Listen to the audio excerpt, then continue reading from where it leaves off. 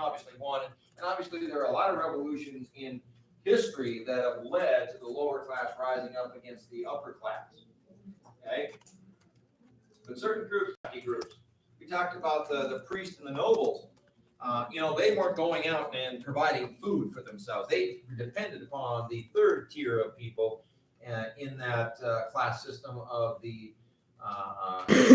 and obviously farmers have a lot of pull a lot of times, and still do. Where would America be without people producing food for the people out there? So certain castes depended on other caste groups, and when others moved in, new caste groups developed. And again, merchants were a great history that the merchants, felt that they didn't do anything, that they didn't produce anything, that they were just taking advantage of the products that were out there. And obviously, people had to change their image of merchants. Yeah, Ryan. Use the wrong there. I'm sorry. I'm not an English teacher, but I'm sure I did. I try to correct it when I don't show that possession or whatever. Thank you. Buddhism. That takes us through Hinduism. Buddhism is the other one. Now we talked about the most complex, one of the most complex religions in the world in terms of Hinduism. Buddhism, on the other hand, is one of the most influential religions. Buddhism grew to the founding of this man. It had a founder. It had somebody that started it. Kind of a unique story in terms of Siddhartha Gautama, and I'll talk about his story here in a little bit. Story in that regard. You kind of wonder if the guy was always in a closet up to age 29.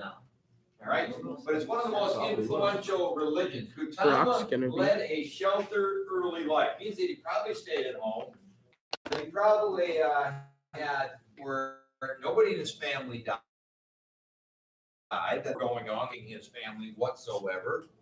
All right, a pretty charmed life in that regard. We all know that life isn't like that. That eventually you might have somebody that gets sick, that has cancer, that dies of old age, all right, that maybe, hurt in a car accident, that a marriage doesn't go well, and blah, blah, blah. All of those is suffering, all right? He didn't see any of that until age 29.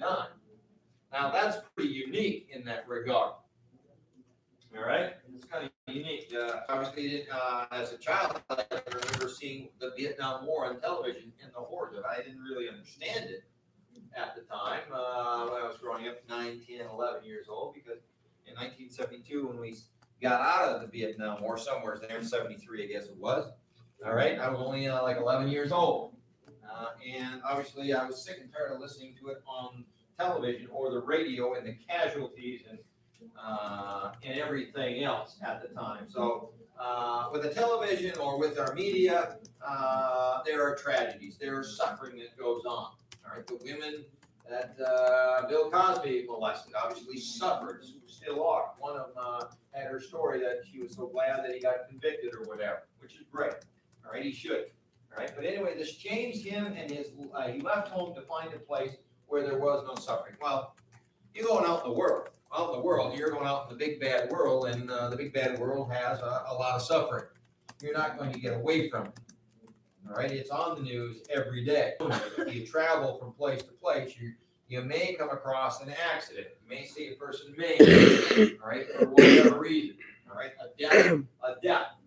All right, he's not going to find it. There is no such place. It's mythical in that nature. So obviously, he was pretty naive in that regard to try to find a place of suffering, of no suffering that wasn't going to happen. After wandering for years and not finding the answer, which obviously we know he wasn't going to find, to satisfy him, he fasted and meditated. Now, what happens when you fast and meditate? Well, no, you're going to have it. If you go long periods of time, if I don't eat for 2 or 3 days, I'm probably going to be. I'm a guy that kind of likes my meal right from time. When I get hungry, and at least that's my thought process anyway. Kind of like the Native Americans and some of their rituals where they go and fast, all right, on fasting, 2 or 3 days of fasting, and they see images or visions or whatever. Well, they are hallucinating. They are seeing visions, all right, plain and simple, and it's no different with him. Now, he made it tell he understood the causes of a cure for suffering. Well, I don't know if he came up with a full-fledged cure for suffering and sorrow. All right. The only thing that he probably could come up with, understanding that there is no such a place. I got to believe that that would be the case. That you have to cope with and you have to move on. If somebody dies in your family, you're not going to end your own life, or at least I hope that be known as the leader of that religion, the one to look up to. All right. He was kind of that God-like figure in that regard. And obviously he had to convince people to follow him. And he was going to. All right. And, you take a look at it, India embraced his religion, but eventually it was going to die out because it's not going to be a religion that's going to survive India. But the branching out was going to go into other places of Asia and around the world. And that's where Buddhism sort of thrived afterwards, is that of the other places. Southeast Asia is a great example. The image that I have in the Vietnam War, when I used to teach U.S. history,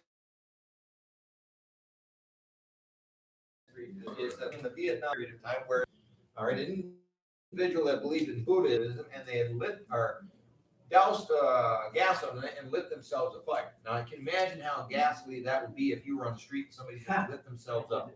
All right, ghastly. All right, how gruesome it would be. All right, it would lit themselves up. They captured that on film. Now, at that time, you're probably looking at that being on television and the sorrow that people probably saw in that. Now, again, you take a look at in a lot of images on television that obviously depict some difficult times. The civil rights movement, the Buddhists were nonviolent orientated. They were nonviolent. They didn't reach out. They didn't go to war. It was against their principles and all of those things. Now, the Buddhists believe in what was known as the Four Noble Truths that are the heart of Buddhism. All right.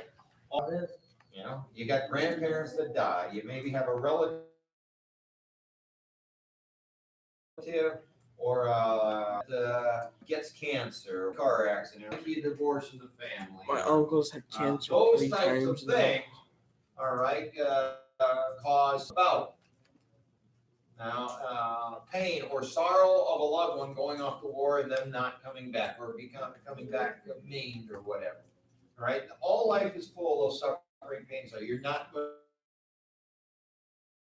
when you get around. Actually, he envisioned that. He realized that he was pretty gifted at age 29 did not have anything, affect him in that manner, and maybe he was a little bit brainwashed in that regard. The second one is the cause of suffering is non-virtue or negative deeds. The cause of suffering is things that people create themselves, negative deeds, the mind frame of people of greed, all right, of hatred, of desire. All right, desire gets us into trouble. Sometimes you desire something and you want something so bad that maybe you'll go out and steal it, which is obviously against the law. All right, so those things, the cause of suffering are those things. You